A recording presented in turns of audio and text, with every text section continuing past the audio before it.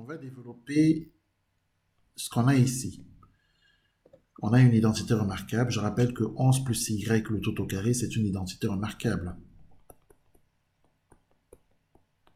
Donc, pour développer ça, il faut utiliser la formule a plus b, le tout au carré, qui est égal à a carré, plus 2 fois a fois b, plus b carré. Donc, du coup, on va avoir 11 au carré, plus 2 fois 11 fois y, plus y au carré. Ça, ce sont les identités remarquables vues en classe de 3e. On a énormément développé ce type d'écriture. Donc, voilà pourquoi on obtient donc 11 au carré plus 2 fois 11 fois y plus y au carré. C'est ce que j'ai écrit ici. Donc, ça correspond au développement de cette écriture. Moins du coup y au carré que j'ai placé ici, égale 77 ici. Voilà. Donc, la deuxième ligne n'a pas changé. On a toujours x égale 11 plus y, qu'on retrouve ici. En dessous,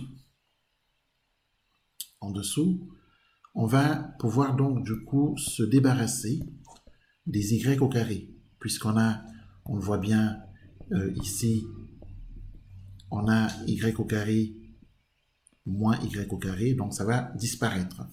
Donc qu'est-ce qu'il va rester?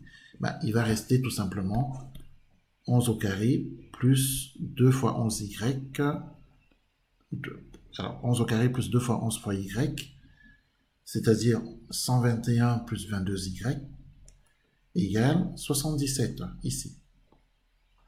Donc je rappelle que les y au carré disparaissent. La deuxième ligne, x égale 11 plus y, reste inchangé. Donc ensuite, on peut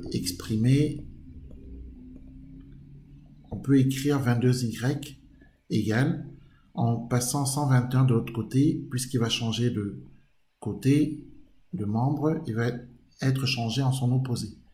Donc 22y égale 77 moins 121. X est toujours égal à 11 plus y. 22y est égal à moins 44, puisque 77 moins 121, c'est moins 44. X est toujours égal à 11 plus y. 22y égale moins 44, ça nous permet d'écrire que... Alors, c'est comme si on avait 22 fois y égale moins 44. Du coup, ça fait y égale moins 44 divisé par 22, puisque 22 multiplie y à gauche, 22 va donc diviser moins 44 à droite. C'est pour ça qu'on a écrit ici que y égale moins 44 sur 22. Ensuite, moins 44 divisé par 22, c'est égal à moins 2. À la calculatrice, moins 44 sur 22, c'est moins 2. Donc, on a bien y qui est égal à moins 2. Puisqu'y égale moins 2, on va remplacer, pour trouver x, y par moins 2.